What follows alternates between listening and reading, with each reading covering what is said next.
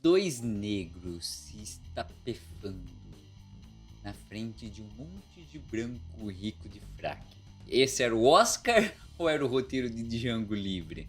Porque olha, isso ficou memorável. Essa altura do campeonato você sabe exatamente de toda a história. Mas o que a gente pode aprender com isso? O que será que dá para contribuir com este tema tão defasado, tão comentado por todo mundo que teve uma opinião? Ora, se você vai ter que ficar aí para ouvir e descobrir se eu tenho alguma relevância para comentar nesse assunto, ou estou aqui só enchendo linguiça. Eu sou o professor de arte Cartunessa Raposa e você vai levar um tapa! Você também vai levar um tapa se não se inscrever, se não comentar, se não dar engajamento neste vídeo, para que esse canal maravilhoso chegue para mais pessoas. E é claro que eu não posso esquecer da tentativa de censurar a arte, tentativa de censurar artistas. Mais uma vez, alguém fã da ditadura tentou calar a boca da voz pública, da opinião do povo, da vontade eloquente das pessoas gritarem: fora Bolsonaro! Bolsonaro vai tomar chuchu!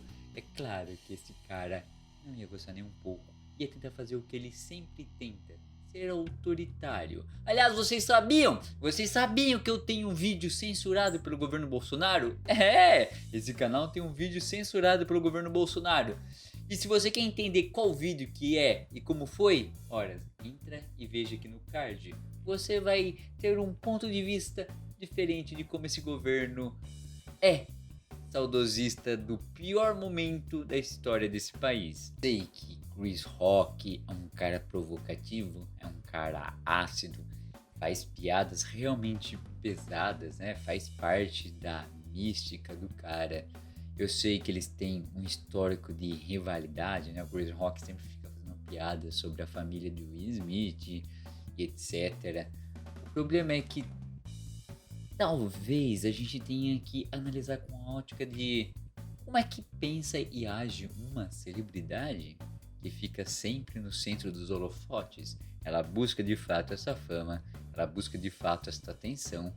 Existem inúmeras vantagens absurdas, vantagens até obscenas, financeiras, de prestígio, de privilégio que celebridades mundiais, por exemplo, as de Hollywood, têm acima dos mortais. Mas também tem um custo. Imagine você passar a vida inteira tendo que se justificar. Aliás, o Will Smith fez um discurso no recebimento do seu primo, que faz sentido que ele tem que toda hora concordar e sorrir e fazer essa politicagem. Imagine assim, o cúmulo de coisas que você fica guardando, um monte de receio, ansiedade, frustrações que você tem também com esta fama, que você nunca pode errar, você tem que ser infalível, porque senão você é cancelado. É claro que isso vai afetando a cabeça das pessoas, principalmente celebridades que há muito tempo não vão, por exemplo, elas mesmas comprar pão na padaria. Parece um exemplo banal, mas faz todo sentido, porque quando você tem assessores para fazer tudo o que os mortais fazem, você se desconecta da realidade e fica numa bolha às vezes de adulação, que todo mundo sempre fica falando que você é perfeito, etc. Eu lembro que quando começou a popularizar a internet, as celebridades começaram a descobrir os fóruns e discussões nas redes sociais e ver que elas não eram tão amadas quanto elas acreditavam, quando só existia TV aberta, elas ficavam em choque. Eu vi inúmeras entrevistas de celebridades, principalmente brasileiros, dizendo como estavam em choque, como tinha gente que odiava, detestava e criticava elas. Elas não tinham a menor noção disso. Então você imagina, com todo esse contexto, com toda essa situação, depois de 2 anos de pandemia, que já afetou o psicológico de muita gente, você está lá no Oscar, você acabou de interpretar um pai de família que é meio maluco, que defendia a família com as unhas e dentes. Aí a sua esposa tá doente, aí o cara faz uma piada e eu imagino que o cara não estava no bom momento. Eu tenho certeza que em qualquer outros tipos de situação, sei lá, 5, 6 anos atrás ele não teria feito a mesma coisa. Ele foi lá e fez o que vocês já sabem, fez o que maculou infelizmente o próprio prêmio dele. Primeira vez que o Will Smith ganhou um Oscar, um prêmio que ele sempre buscou, e agora estará sempre maculado o ano que ele ganhou o Oscar, o ano que ele na verdade deu tapa na cara do Chris Rock. Ai, raposa, você tá concordando com um tapa? Quer dizer que eu posso dar um tapa na sua cara porque eu não gosto de você? É, e eu vou oferecer outra face porque eu pareço Jesus Cristo? Não, eu vou te dar um tapa de volta. Na verdade, acho que é capaz de te dar um chute no saco, porque você não vai estar esperando isso. Mas enfim, eu não estou justificando um tapa, eu estou tentando entender a mente e a psique de maneira patética, porque quem sou eu para tentar entender isso, ou talvez só trazer um ponto de discussão que leva o cara de repente a fazer tal coisa. Eu acho o tapa completamente equivocado. É um erro, mas ao mesmo tempo, pelo contexto da situação, eu acho perdoável. É, veja bem o que eu falei.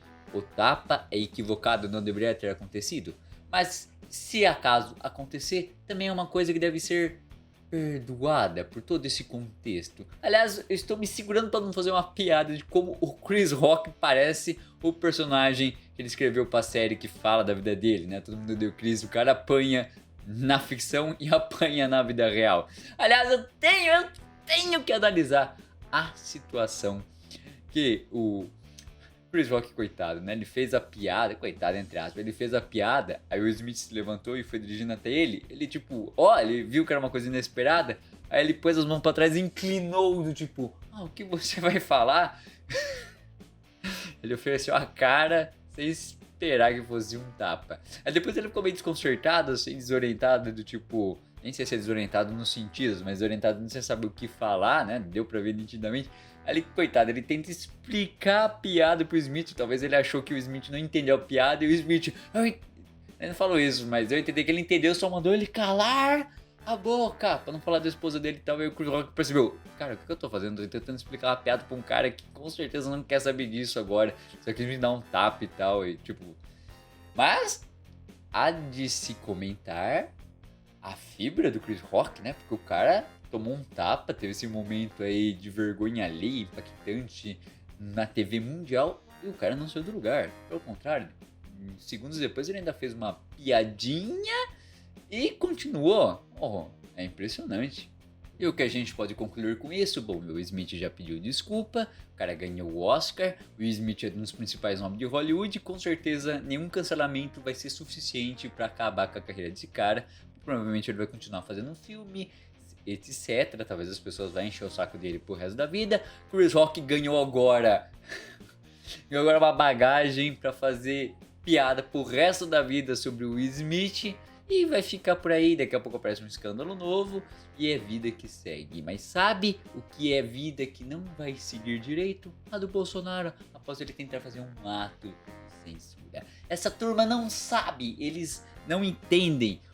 Óbvio, você está tendo uma manifestação espontânea de pessoas, num coletivo, num show. Pessoas estão gritando palavras de ordem, gritando coisas contra você. E você tenta usar a força contra essas pessoas, contra esses artistas. Sabe o que você vai fazer? Exatamente o efeito contrário. Você vai dar mais gás para essas pessoas, mais engajamento para elas se xingarem. O que aconteceu? O cara tentou censurar o evento. No dia seguinte, cada 20 segundos alguém mandava o Bolsonaro tomar no cu. Parabéns para a inteligência dessa turma reacionária. Aliás, né?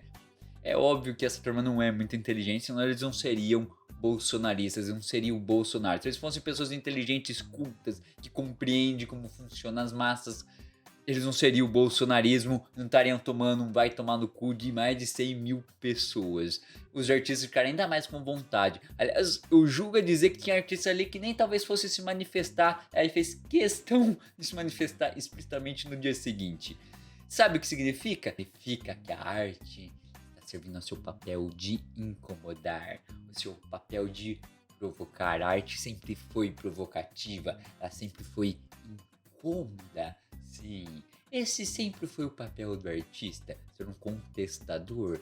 Ele tem que usar a matéria-prima que está no seu meio, que está na sua época, para impulsionar uma mensagem. A arte não pode ser só uma coisa minimalista, ela não pode ser uma coisa vazia.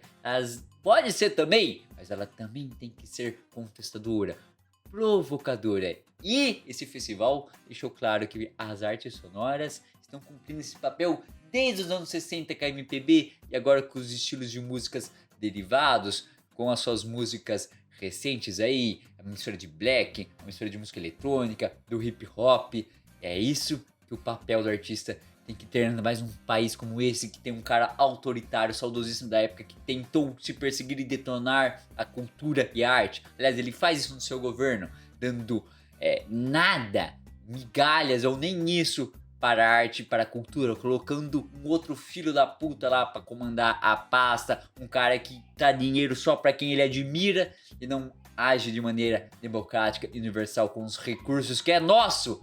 Ou seja, o artista tem que provocar, ele tem que ser contestador. E esses caras não vão conseguir censurar, porque a arte é perene, como eu sempre digo. Eles podem pôr uma barreira de concreto por cima, ela vai romper esse concreto como uma planta perene e florescer a crítica, comover as pessoas, fazer o engajamento contra o equívoco, contra o erro, contra a censura. É isso que aconteceu. E esses caras se ferraram. Eles tiveram um dos seus fracassos mais retumbantes a ponto do Bolsonaro agora estar putaço com a sua advogada, tentando fingir que não foi ele que quis, que foi o partido da sua advogada que decidiram para tentar se aliviar do seu lado, mas não vai funcionar. Aliás, aliviar é uma coisa que o Bolsonaro não vai conseguir, porque segunda-feira o cara foi internado de novo, provavelmente tá entupido de fezes, porque não ficou bom ali no psicológico dos seus intestinos perceber o quanto ele é amado e quanto deu completamente errado as suas autoridades, as suas palavras de ordem contra o povo. É claro, né? O cara caga tanto pela boca e não caga pelo lugar que deve. Será que se lá no passado, na época do CQC, do Super Pop, que deu exposição ao Bolsonaro, se alguém tivesse levantado e dado um tabefe na cara dele, tudo isso hoje em dia teria sido evitado?